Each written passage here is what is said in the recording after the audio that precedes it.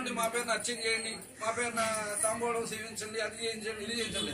అందరూ కలిసి కృష్ణ కృష్ణ కృష్ణ కృష్ణ అంటూ ఆయన వేసి మరీ చక్కగా ఆనందపడుతున్నారు. ఆనందపడుతున్నాడు చూడండి స్వామి. కనుక ఇది చాలా మంది మిగతా కార్యక్రమం చాలా మందికి ఇంకా తర్వాత మళ్ళీ చెప్తున్నాం. ఇంకేమైనా సందేహాలు ఉంటే మీకు ఏమైనా డౌట్ ఉంటే అడగండి. రాధారాణి అందుకని తర్వాత మీకు ఈ రాధా అనే మాట, రాధా రాణి యొక్క గొప్పతనం మళ్ళీ లాస్ట్ లో మళ్ళీ చెప్తాను. ఎందుకంటే ఆవిడ విశేషం రాధా కళ్యాణం.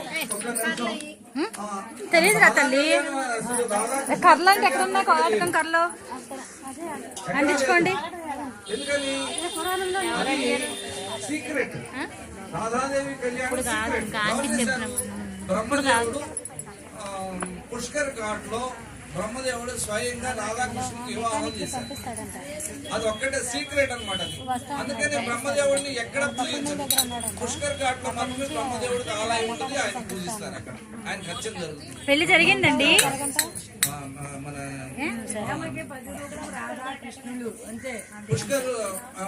పుష్కర్ అంటే మీకు జైపూర్ లో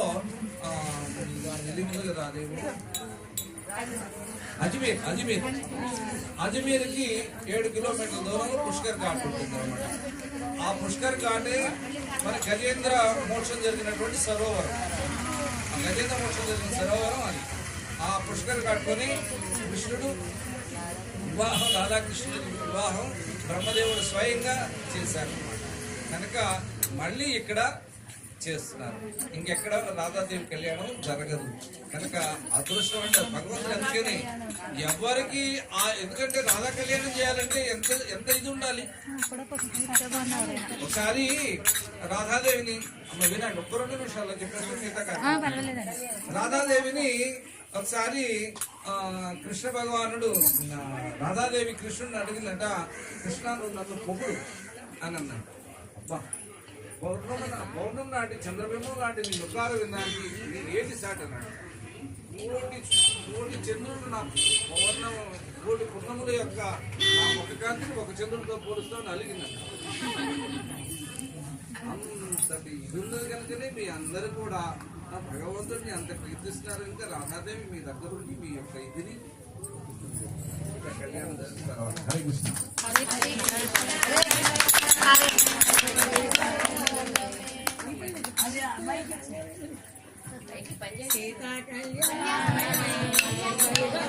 కొంచెం పక్కకు వైభోగమే సీతా కళ్యాణ వైభోగమే రాధా వాళ్ళంతా మనం అంటే బాగుంది.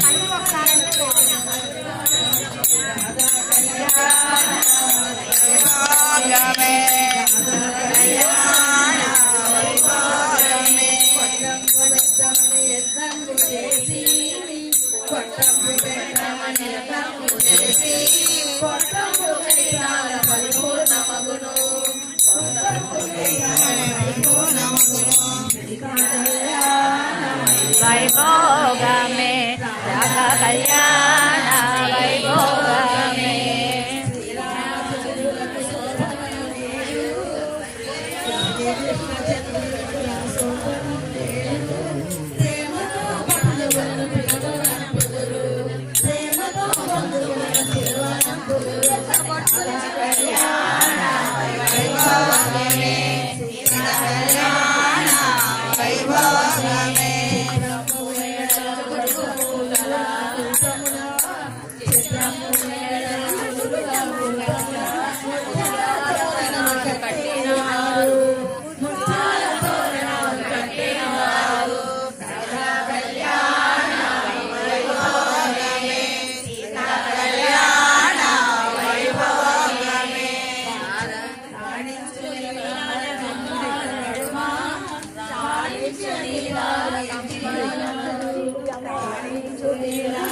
ఎదురుకెళ్ళి